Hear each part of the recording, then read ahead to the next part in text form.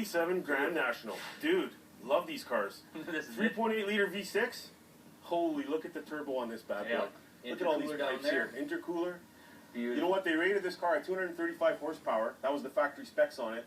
But Car and Driver, when they tested it, swore this car was like 290 horsepower.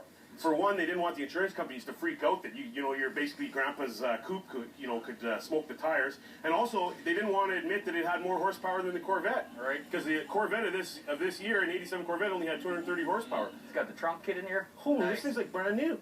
Look at this. Oh, this is sweet. Excellent. This dude is going to let us drive this car. That's beautiful. Oh my God, Grand National. I've never driven one of these. Oh man, this thing's loaded too. Oh yeah. Let's hear that turbo whistle.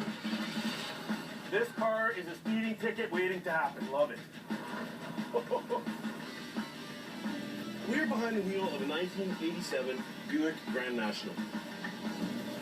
This is pretty much a dream for me. So here, holy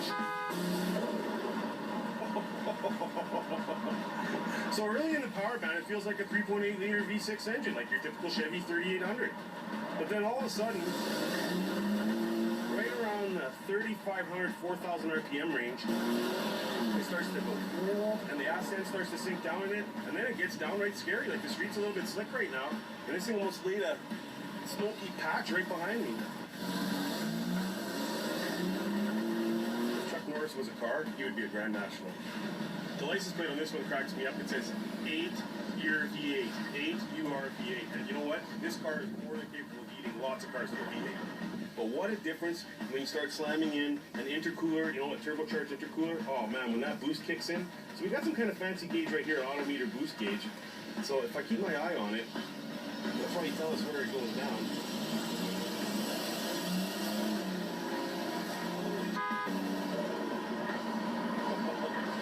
This is basically an instant speeding ticket right here in this car. These cars have become very sought after for collectors. I mean, the Grand National, like without doubt, is the car. Like this is the one that every hot rod guy wants, and you can see why when you get in it. So the only car that was faster than this car in 1987 was a Porsche 911 Turbo. This car could do 0 to 60 in 4.9 seconds. The Porsche could do it in 4.6. This car beat out everything else. Beat out the Corvette. It beat out the Mustang. Killed them. Left them in the dust. This car was the car, without doubt.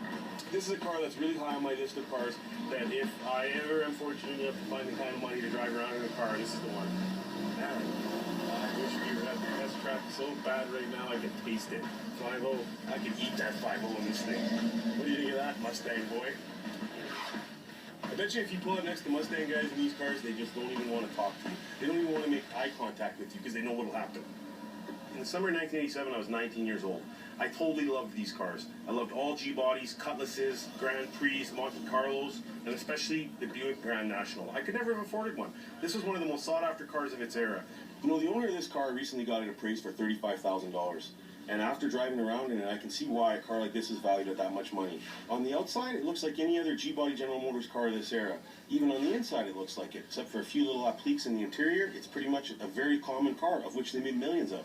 But you put your foot in the gas, get that intercooler and that turbo working together, and look out, baby. Here's 300 horsepower and a 6-cylinder car. When was the last time you ate a V8 and a V6 car? $35,000? All day long.